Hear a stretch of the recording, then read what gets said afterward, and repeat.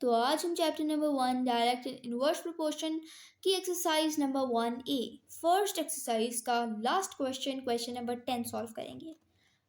So the question is the amount of voltage V volts needed to send a fixed amount of current through a wire is directly proportional to its resistance R ohms.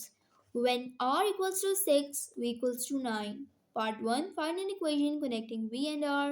Part 2, find the value of V when R equals to 15. Part 3, calculate the value of R when V equals to 15. Part 4, draw the graph of V against R. तो viewers, जैसा कि हमने पिछले दो questions किए थे 8 and 9, this question is exactly same like them. इस question में भी जो है हमने पहले रिलेशन आइडेंटिफाई करना है which is directly proportion between V volts and R ohms resistance. First part में इक्वेशन फाइंड करनी है, सेकंड थर्ड में हमें वैल्यूज एंड फोर्थ में हमें ग्राफ प्लॉट करना है. तो आइए हम इसको सॉल्व करते हैं. Okay, since voltage V is directly proportional to resistance R, so V directly proportional का sign R. अब इसको हम equals to से replace करेंगे which will require K. तो हमारी equation बन जाएगी V equals to KR. अब हमें जो given data था वो था V equals to 9 and R equals to 6. जब हम अपनी values को अपनी equation में put करेंगे तो हम लिखेंगे 9 equals to K 6. When we will divide 9 by 6, the answer we will get is K equals to 1.5. When we will put the value of K in our equation, हमारी connecting equation बन जाएगी जो कि है V equals to 1.5 R.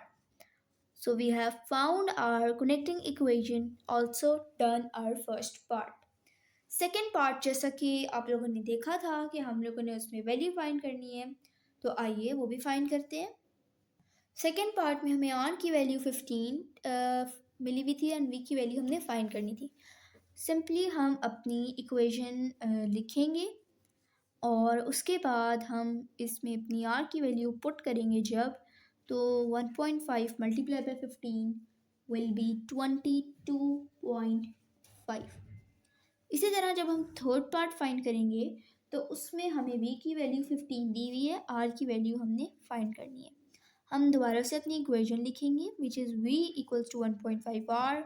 v की जगह 15 equals to 1.5 r. When we will divide by 15 by 1.5, the answer we will get is 10. So second third part is also done. Now we have to plot a graph. So first we have to construct a table. तो अब हम अपनी equation लिखते हैं which is v equals to 1.5 r की जगह उसकी value, इसमें भी 1.5 r की जगह उसकी value, v equals to 1.5 r की जगह उसकी वैल्यू. अब हमारा यहाँ पर आंसर आ जाएगा 0, यहाँ पर 1.5 एंड यहाँ पर 3. हमारे कोऑर्डिनेट्स बन जाएंगे 0 0, 1 एंड 1.5, 2 एंड 3. अब हम अपने ग्राफ को प्लॉट कर लेते हैं. तो इस ग्राफ में हमने एक्स एक्सिस की वैल्यू 3 तक ली है एंड वाई एक्सिस की हम लोगों ने 4.5 तक ली है. Scale on X axis 2 centimetre equals to 1 unit. Scale on Y axis is 1 centimetre equals to 1.5 unit. अब हम अपने कोऑर्डिनेट्स को प्लॉट करेंगे. 0 एंड 0 पे फर्स्ट कोऑर्डिनेट आ जाएगा, 1 एंड 1.5 पे सेकेंड वाला, 1 एंड 1.5 एंड थर्ड वाला 2 एंड 3 पे. तो अब हम स्ट्रेट लाइन अपने ग्राफ पर ड्रॉ करेंगे और इस तरह हमारा ग्राफ, एक स्ट्रेट लाइन हमारे ग्राफ पर बन जाएगी और हमारा ग्राफ कंप्लीट हो जाएगा. तो गाइस क्वेश्चन नंबर 10 भी just like question number 9 and 8 की तरह था. तो इसमें भी हम लोगों ने पहले इक्वेशन फाइंड की, values and then graph, no different concept. तो व्यूअर्स, ये थी हमारी आज की वीडियो जिसमें हमने एक्सरसाइज नंबर 1A का क्वेश्चन नंबर 10 कंप्लीट किया है और इसी के साथ साथ हमारी एक्सरसाइज नंबर 1A भी कंप्लीट हो गई है. और नेक्स्ट वीडियो में हम इंशाल्लाह एक्सरसाइज नंबर 1B स्टार्ट करेंगे.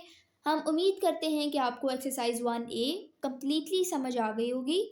हमें दें इजाज़त, अगली वीडियो तक के लिए अल्लाह हाफिज़.